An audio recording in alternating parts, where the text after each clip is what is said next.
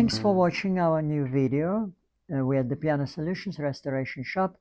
Since the last time, we did a lot of restorations, and of course, like always, we create some new tools and we test a new technique too. What I like to talk about replacing Pinblock, because I got several calls that the people just want to do the pin block, just like replace the pin block or reinforce it by themselves. And what I noticed when they actually came closer to do it, they realized this is not an easy thing to do and they need a lot of equipment, and they try to find out the way to do it. And I told them how to do it, and hopefully it's helped them a lot.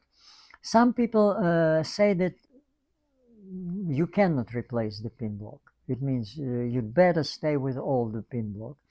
And mostly, sometimes it's right, especially on antique pianos, but mostly they talk this way because they don't know how to replace it. Actually, everything can be replaced and reinforced if you know what you're doing. The only thing on some pianos, you not be able to do it because pin block glued together with the stretcher bar with the front, and sometimes this front is veneered with some very expensive veneers like some rosewood and unique wood, and in this case you not be able to replace it. Some pianos like antique Blutners. Blutners, as you know, it's one of the oldest company and probably always was the best. Anyway, because of the pin block, serve like a structural thing on the piano and not supported with a stretcher bar, like let's say on the Stanways. You a little bit at risk. If you cut the pin block, you might lose all the structure of the piano. That's why you have to be very careful with this. And some people who ask me to do this, I just warn them about these things. And honestly, even by myself, I don't want to take a risk on some unique pianos like Blutners. That's why I create a new technique. Maybe it's not a new one, but it works really good. As you know, especially piano technicians, they encounter with the loose pins or sometimes even with the cracks. They just put some pieces of wood inside. Somebody create this, I think it's a copper sleeves that they just put it inside and then pound the pins. No, of course it works temporary on a couple pins, but when you're dealing with the whole pin block with like over 200 of them, you have to reinforce these pin blocks. And in order to do this, I use the special plugs. What it means is what is special from them. First, a special because you cannot buy them. You have to make them. That's going to be special. But nothing much, of course, special if you know how to do it. I use the pin block material that left over from pin blocks that I already installed. And it's 11 eliminations maple. I think I bought them from Pacific Piano Supply. It's one of the oldest company, very nice people, and they always carry good stuff and actually parts for the action of the pianos too. But you have to make the round plug from this material, and you have to make them 250 probably, just if you're working with the set with the pin block. How to do it? There are special tools for this purpose to make the round plug. They call them plug make or whatever, right? Just drill bit. You use it on a drill press, and of course you see just this is cutting edges here, they just like bore inside, and the plug just get out of here on the middle. And that's going to be the beginning you have to make of them. Like what, as you see, I prepare already for my next job. It's like hundreds of them. Uh, but you not be able to put this plug inside uh, unless you drill it very nicely with a proper diameter of the bit. As you see, it's a 10 millimeters, but we got like a 7 millimeters hole. You have to do it just like really precisely for this plug. In this case, since you're working with wood, you have to use several bits, slowly get to this diameter, not like find this diameter and drill it through. More than it, in order not to jeopardize whole structure of the pin block, you have to do it by the rows. It means today you're going to make one row and then you get another one, because otherwise if you make the holes, the wall's going to be very thin, and again you might be in the trouble too.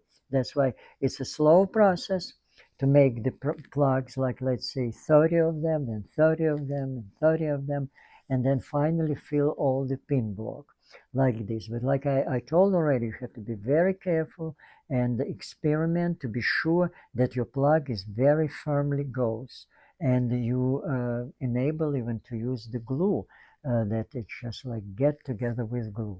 It's just like I cannot tell you exactly dimensions because it's all experimental. You have to test it and see how it works with you. But once you intending to put the plugs all the way through your old pin block, you have to be sure that you can drill in the middle of this plug. That's why before you have to prepare your plugs and drill the hole through, because later on you're gonna again step by step drill it and get to this proper diameter for the pins that you're gonna use. Of course, it's gonna be probably smallest diameter, and you started from the beginning. Of course, you already know how to make this plug, but how to drill the hole, you can use the lathe if you have it, right? You can just center it, put it in a clutch, and do it. But in my case, of course, I can use my lathe, but it takes a little bit longer. I make this device, as you see, it's a diameter that accept my plug, and when I rotate this plug like that in a drill, and I get inside this hole where you see the drill bit in the center. It's just drill it right in the center.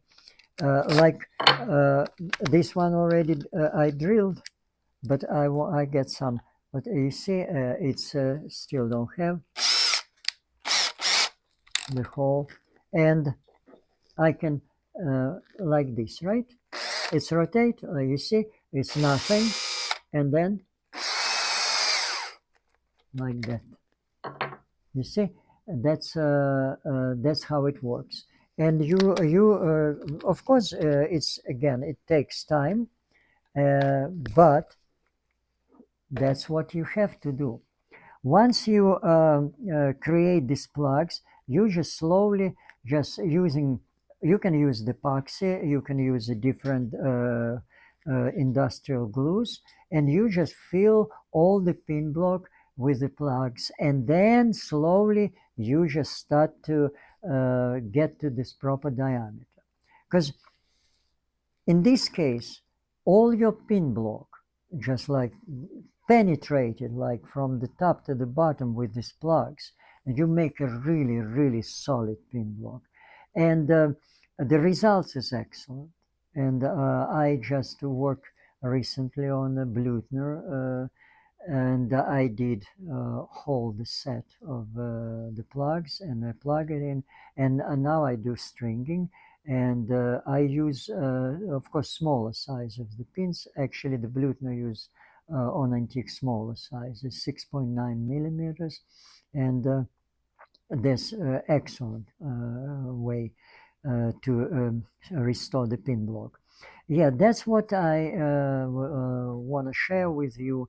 And since I got several calls that people are asking me how to do it, I just explain them how to do it, and they just probably get a good results too. But like I told you, that you have to get good tools. You need a good environment to make it right. Because even if somebody told you how to do it, it doesn't mean that you can do it unless you just like really prepare really good to this job. No, that's what I want to just like share with you what I did lately, and I wish just you the good luck. And it's expand your ability to restore the pianos, especially upright pianos. Some of them really damage, like by using bigger size. And of course, on antique pianos, people of course miscalculate one is very important thing, that the steel was different, the strings were different at that time. You have to be very careful when you use the modern steel. You have to make maybe less gauge of the wires. Anyway, it takes a while. You have to just get to this restoration business and get as much as much experience as you can. Of course, I can always help people who really wants it, and this is one of the way to restore the pin blocks and keep the pianos alive. Thanks for watching. All the best.